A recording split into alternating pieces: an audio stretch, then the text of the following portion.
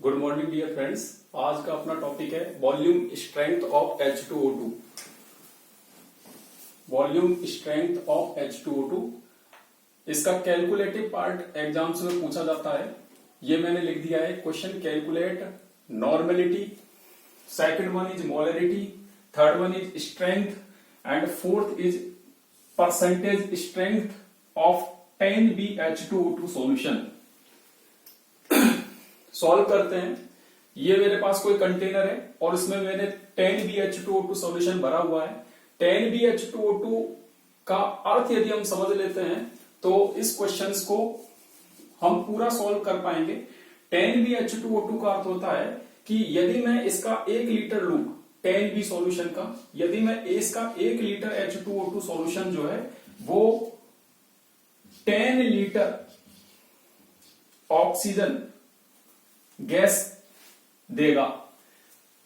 उन्हें समझते हैं कि यदि इस का 1 लीटर सॉल्यूशन लिया जाए तो वो ऑन डिकम्पोजिशन या on heating 10 litre oxygen gas वहां से निकलेगी। यदि मान लो मेरे पास 20BH2O2 सॉल्यूशन होता तो उसका अर्थ होता कि 1 लीटर H2O2 से निकलता 20 लीटर ऑक्सीजन।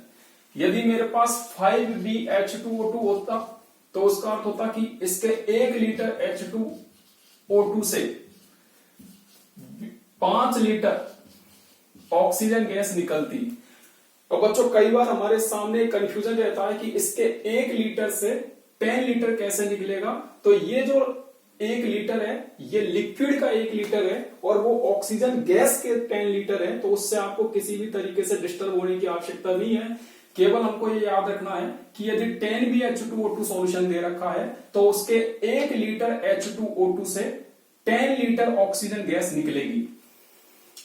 यदि 20 भी दिया होता तो उसके 1 लीटर से 20 लीटर ऑक्सीजन गैस निकलती। अब अपन इस क्वेश्चन को सॉल्व करते हैं।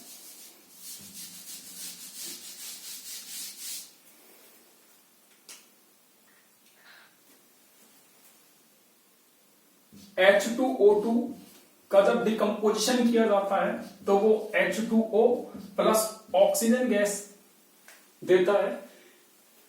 It is not a balanced equation. इसको हम बैलेंस करने के लिए यहां पर 2 लगते हैं, यहां पर भी 2। यदि हम अभिक्रिया की स्टाइकियोमेट्री को रीड करते हैं तो यहां पर इसके 2 मोल्स हैं, यहां पर इसके 1 मोल्स हैं। इसका अर्थ यह है कि 2 मोल्स इसके 68 ग्राम के इक्वल है। यहां पर ऑक्सीजन 32 ग्राम या फिर मैं ये कह सकता हूं 22.4 लीटर। ठीक है, इसके 32 ग्राम 22.4 लीटर के इक्वल हैं। अब हम सॉल्व करते हैं क्वेश्चन को। 22.4 लीटर ऑक्सीजन मिलती है 68 ग्राम से।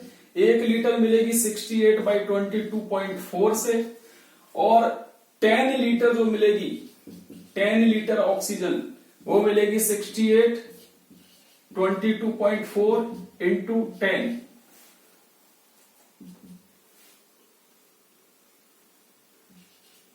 इसका जब सॉल्व करेंगे तो हमारे पास आएगा 30.35 ग्राम पर लीटर। ये जो आया है ये स्ट्रेंथ हमने मेजर की है। सबसे पहले स्ट्रेंथ।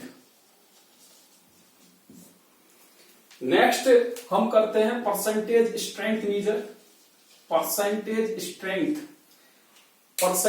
स्ट्रेंथ के लिए अपन क्या करते हैं कि 30.35 ग्राम को केजी में इंटू 100 से मल्टीप्लाई करते हैं तो अपने पास आता है 3.03%। In the first step we have calculated strength that is 30.35। In the next step we have calculated percentage strength that is 3.03%। अब हम निकालते हैं मोलरिटी। तो यदि मैं इस ग्राम को मोल में कन्वर्ट कर देता हूं तो मेरे पास मोलरिटी आ जाएगी। और यदि मैं इस ग्राम को इसके ग्राम इक्विवेलेंट से डिवाइड करता हूं तो मेरे पास आता है नॉर्मेलिटी। तो मोलरिटी के लिए मैं क्या करता हूं, 30.35 divided by 34 and for normality 30.35 divided by 17। तो इस प्रकार हम स्ट्रेंथ, परसेंटेज स्ट्रेंथ, मोलरिटी और नॉर्मेलिटी फाइंड आउट कर सकते हैं। यदि हम इन इक्वेशंस के शॉर्टकट बनाना चाहें, शॉर्टकट, तो मैं ऐसे लिख सकता हूं कि स्ट्रेंथ के लिए मुझे 68 into 22.4 into B means volume strength से मल्टीप्लाई करना है। यदि मेरे को परसेंटेज स्ट्रेंथ मेजर करनी है तो सीधा मैं 68 डिवाइडेड बाई 224 इंटू बी लिखूंगा।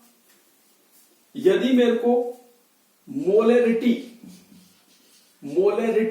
फाइंड आउट करना है तो 68 डिवाइडेड बाई 22.4 और मोलरिटी के लिए मुझे इसको GMM से मल्टीप्लाई करना पड़ेगा इंटू बी।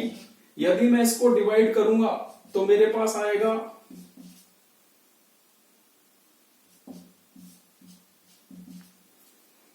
B upon 11.2। तो ये अपना शॉर्टकट बनेगा। यदि मैं नॉर्मेलिटी लूं, नॉर्मेलिटी के लिए बनाना चाहूं तो नॉर्मेलिटी का जो शॉर्टकट बनेगा वो बनेगा 68 divided by 22.4 into 17।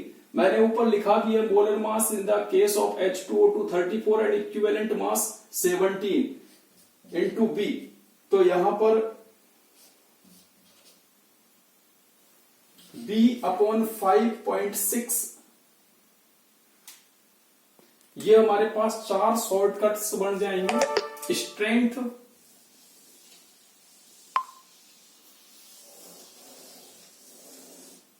First strength का, सेकंड परसेंटेज स्ट्रेंथ का, थर्ड मोलरिटी और फोर्थ नॉर्मेलिटी का।